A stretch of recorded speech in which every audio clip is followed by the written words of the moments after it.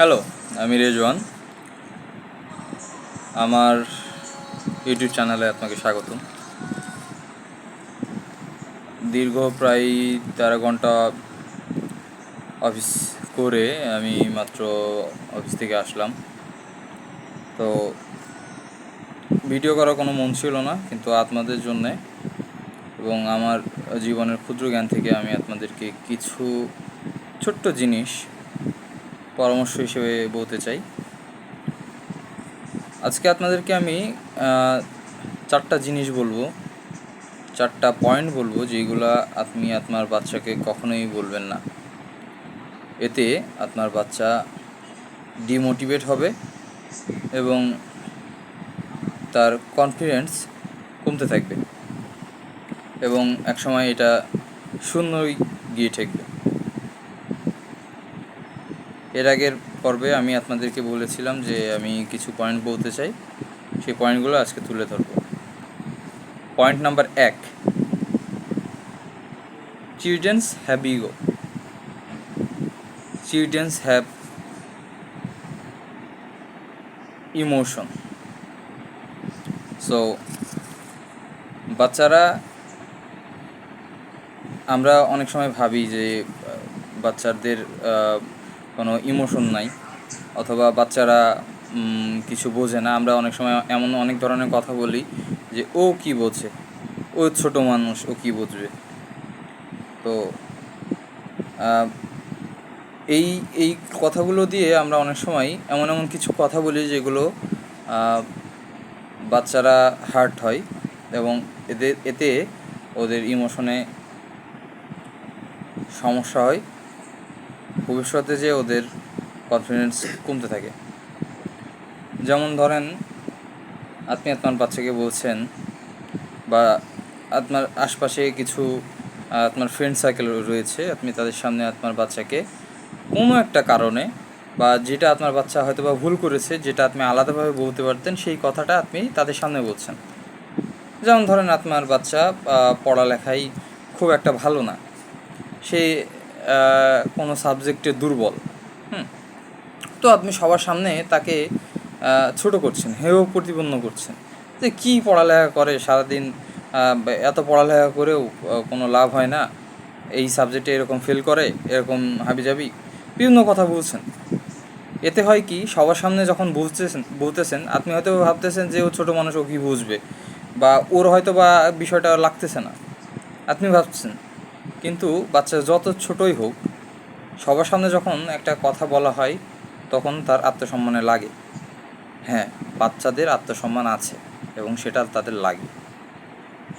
তো এটা 1বার, 2বার, 3বার, আপনি বাবা হয়ে, মা হয়ে যখন এই বিষয়গুলো বুঝবেন না, যে আপনার বাচ্চাকে আপনি কোথায় কি বলবেন এবং তার আত্মসম্মান আছে কি না, সেইগুলো আপনি চিন্তা করছেন না। আপনি আপনার মনের মতো বলে যাচ্ছেন, যে আপনি হয়তো বা কর্তৃত্ব দেখাতে যাচ্ছেন, যে আপনার বাচ্চা আপনি বলতেই পারেন, এরকম কর্তৃত্ব দেখাতে যাচ্ছেন। এতে হয় কি, বাচ্চারা বেয়াড়া হয়ে যায়, তাদের পড়ালেখার প্রতি আরও অমনোযোগী হয়ে যায়। তারা ভাবে যে আমি কি কোনো ভুল করলে আমার বাবা আমাকে বলে, আমার মা আমাকে বলে, আমাকে কটু কথা শোনায়। তো এর কারণে ওরা আস্তে আস্তে এই বিষয়গুলোতে কনফিডেন্স হারাবে। এর পরিবর্তে আপনি করতে পারেন, আপনার বাচ্চা যদি ভুলও করে থাকে, তাহলে আপনি তাকে আলাদাভাবে ডেকে আলাদাভাবে বোঝানোর চেষ্টা করতে পারেন। ওই বিষয়টা নিয়ে আপনি আলাদাভাবে তার সাথে পরামর্শ করতে পারেন। এতে হবে কি, আপনার বাচ্চা আলাদাভাবে কনফিডেন্স পাবে। এবং মানুষ মাত্রই ভুল, ছোট থেকে বড় হওয়া পর্যন্ত সবাই ভুল করে। তো সেই ভুলগুলোকে শুধরে দেওয়াই আপনার দায়িত্ব। আপনি যদি সেই ভুল শুধরে না দিয়ে আপনি সবার সামনে বাচ্চাকে কথা শোনান, এতে বাচ্চা আরও কনফিডেন্স হারাবে। পয়েন্ট নাম্বার 2, সেটা হলো, বাচ্চাকে কিছু শেখাতে চাইলে সেটা অর্ডার করুন না এবং তার সাথে সেই কাজটি করেন। এটা হলো পয়েন্ট নাম্বার 2। আমরা অনেক সময় বাচ্চাকে এমন এমন কথা বলি যেগুলো আমরা করছি না। বা একটা কথা সবসময় মনে রাখবেন, যে বাচ্চারা অনুকরণ করতে পছন্দ করে। তো আপনি যদি আপনার বাচ্চাকে কিছু শেখাতে চান, যে এক্সাম্পল হিসেবে বলা যায় যে আপনি আপনার বাচ্চাকে 5 ওয়াক্ত নামাজ পড়ানো শেখাতে যাচ্ছেন, যে আপনার বাচ্চা 5 ওয়াক্ত নামাজ পড়ুক। বা সে একটা ভালো কাজ করুক, সেক্ষেত্রে আপনার উচিত হবে আপনি নিজে 5 ওয়াক্ত নামাজ পড়বেন। আপনি নিজে নামাজে যখন যাবেন আপনার বাচ্চাকে সাথে করে নিয়ে যাবেন, এবং আপনি আপনার বাচ্চাকে আল্লাহর ভয়, সৃষ্টিকর্তার ভয় দেখাবেন যে এইটা করলে এইটা হবে, এটা যদি না করো তাহলে এইগুলো হবে। এতে আপনার বাচ্চা যখন দেখবে যে তার বাবাও এরকম করে, তখন সে এই কাজটি করবে। এছাড়া আপনি যদি ধরেন এখন এখন যে সময়টা চলছে, এখন সবার হাতে হাতে স্মার্টফোন।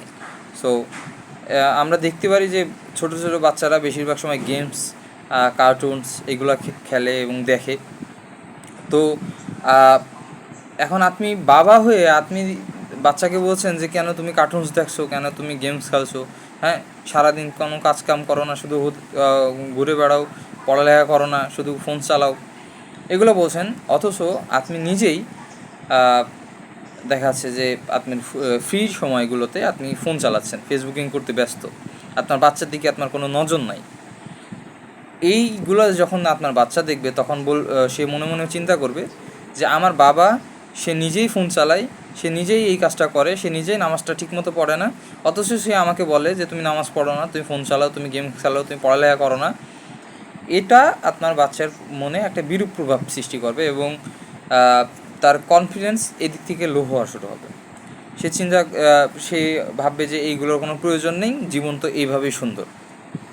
এটা হলো আপনার বাচ্চাকে কনফিডেন্স লো করানোর আরেকটা বড় কারণ। এবং কনফিডেন্স লো হওয়ার কারণে কী হয় সেটা আমি আরেকটু পরে আপনাদেরকে বলবো। আমি পয়েন্ট নাম্বার 3-এ যাই। পয়েন্ট নাম্বার 3 হচ্ছে যে কোনো বিষয়ে খোঁটা থেকে বিরত থাকুন। আপনার বাচ্চা একটা ভুল করেছে, আপনি তাকে ওই বিষয়ে খোঁটা দিচ্ছেন।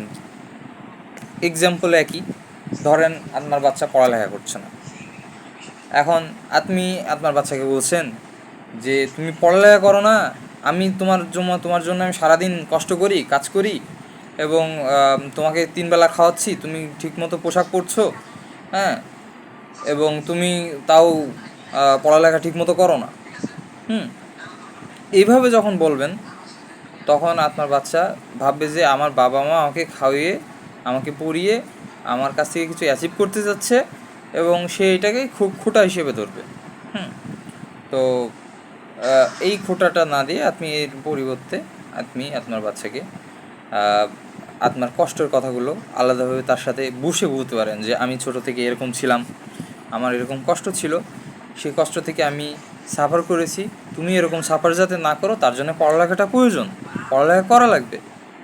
যখন আপনি আপনার বাচ্চাকে এইভাবে বোঝাবেন, আশা করা যায় তখন আপনার বাচ্চা বুঝবে। আদারওয়াইজ আপনি যখন তাকে খোঁটা শোনাবেন, তখন সে তাকে নিজেকে ইউজলেস ভাববে। সে ভাববে যে আমাকে দ্বারা কিছু হবে না, আমি কিছু পারবো না, আমাকে সারা জীবন এভাবেই চলতে হবে, আমাকে সারা জীবন আমার বাবা মা খোঁটাই দিবে।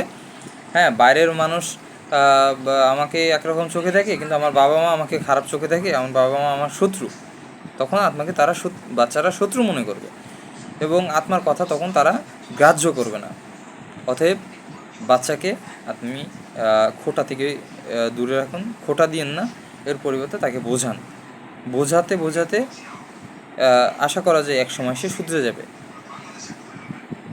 পয়েন্ট নাম্বার 4, সেটা হলো তুলনা বন্ধ করুন। যে কোনো বিষয়ে তুলনা বন্ধ করুন। আমাদের দেশে বর্তমান সমাজে আমি প্রচুর বাবা মাকে দেখেছি যারা বাচ্চার সাথে অন্য বাচ্চার তুলনা করে। যেমন অমুকের ছেলে এরকম ভালো কাজ করছে, অমুকের ছেলে গোল্ডেন A+ পাইছে, তুমি কি করছো, তোমারও তো খাওয়াই, তোমারও তো পড়াই, অমুকের ছেলে এত ভালো, অমুকের ছেলে এই করে সেই করে, তুমি কি করো। এই তুলনা করাগুলো যখন আপনি করবেন, তখন আপনার বাচ্চা কনফিডেন্স হারাবে। সে ভাববে আমি যেটুকু করি সেটুকু আমার বাবা আমাকে মানে সেটুকুতে আমার বাবা সন্তুষ্ট না, এবং সে বেশি ভালো করার থেকে আপনার কনফিডেন্স হারানোর বিষয়টা বেশি প্রাধান্য পাবে, সে আস্তে আস্তে কনফিডেন্স হারাবে। এর পরিবর্তে আপনি একটা জিনিস খেয়াল রাখবেন, সেটা হলো যে প্রত্যেকটা বাচ্চা ইন্ডিভিজুয়ালি তাদের নিজস্ব ট্যালেন্ট আছে। আপনি আপনার বাচ্চার ট্যালেন্টই খুঁজে বের করুন। এতে হবে কি, আপনার বাচ্চা যে বিষয়টিকে সে পছন্দ করে সেই বিষয়টিকে নিয়ে কাজ করুন, তাতে সে ভালো কিছু করতে পারবে। আদারওয়াইজ আপনি যদি তাকে তুলনা করেন অন্য বাচ্চার সাথে, তখন সে আস্তে আস্তে কনফিডেন্স হারাবে এবং এক সময় সে কনফিডেন্স লো হয়ে যাবে, তার মানসিকভাবে দুর্বল হয়ে যাবে, ডিপ্রেশনে ভুগবে, কোনো কথা বাবা মার সাথে খুলে বলতে পারবে না। এতে এক সময় আপনাদের বাবা এবং সন্তানের প্রতি দূরত্ব সৃষ্টি হবে এবং ভবিষ্যতে পরিণাম খুবই ভয়াবহ। এতগুলো পয়েন্টের ভিতরে আমি যেটা আপনাদেরকে বোঝাতে চেয়েছি সেটা হলো যে আপনি আপনার বাচ্চাকে সবসময় গল্পের মাধ্যমে, বোঝানোর মাধ্যমে, জীবনের দৃষ্টিভঙ্গির মাধ্যমে, আপনার অভিজ্ঞতার মাধ্যমে আপনি আপনার বাচ্চাকে বোঝান, শেখান, জানান। এতে হবে কি, আপনার সাথে আপনার বাচ্চার ঘনিষ্ঠতা বাড়বে এবং প্রত্যেকটা বিষয়ে সে আপনার সাথে কথা বলতে আপনার সাথে বিব্রত বোধ করবে না এবং সে খোলামেলা কথা বলবে। এবং যখন খোলামেলা কথা বলবে তখন অনেক বড় বড় বিপদ, অনেক বড় বড় ক্রাইসিস আছে যেগুলো সে সলভ করতে পারবে। কারণ আপনি যা জানেন সে তা জানে না, আপনার থেকে সে দুনিয়া কম দেখেছে। অতএব আপনি আপনার বাচ্চাকে এই বিষয়গুলো নিয়ে একটু কেয়ারলি হ্যান্ডেল করেন। এইগুলো করলে আশা করা যায় আপনার বাচ্চা সুস্থ, সবল এবং সঠিক বুদ্ধিসম্পন্ন একজন মানুষ হয়ে দাঁড়াবে এবং মানুষের মতো মানুষ হওয়ার জন্য যা যা প্রয়োজন সেইগুলো তার ভিতর থাকবে। আদারওয়াইজ আপনার বাচ্চা একজন অমানুষ হয়ে উঠতে পারে, অথবা তার জীবনে কোনো লক্ষ্যই থাকবে না, সে জীবনে কিছু করতেও পারবে না এবং সে সারা জীবন তার বাবা মাকে ব্লেম করবে। এবং বাস্তবে এটা যে আপনি শেষ বয়সে আপনি যদি এই কাজগুলো করেন, আপনার বাচ্চাকে খোঁটা দিন, আপনার বাচ্চাকে সবার সামনে অপমান করেন, আপনার বাচ্চাকে কিছু শেখাতে চাইলে আপনি শুধু অর্ডারই করেন, আপনি বা যে কোনো বিষয় নিয়ে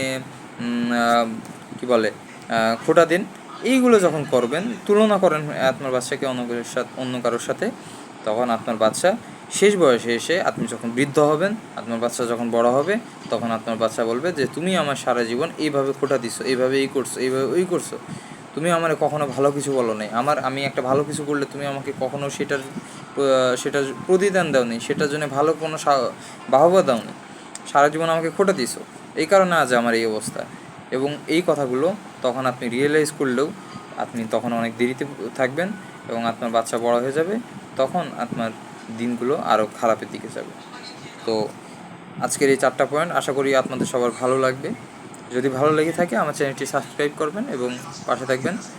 আর পারলে কমেন্ট করবেন, কমেন্টস করলে আমার একটু ভালো লাগে, আপনাদের কমেন্টগুলো দেখতে আমার খুব ভালো লাগে। ধন্যবাদ, সবাই ভালো থাকবেন, সুস্থ থাকবেন, tata, see you next video.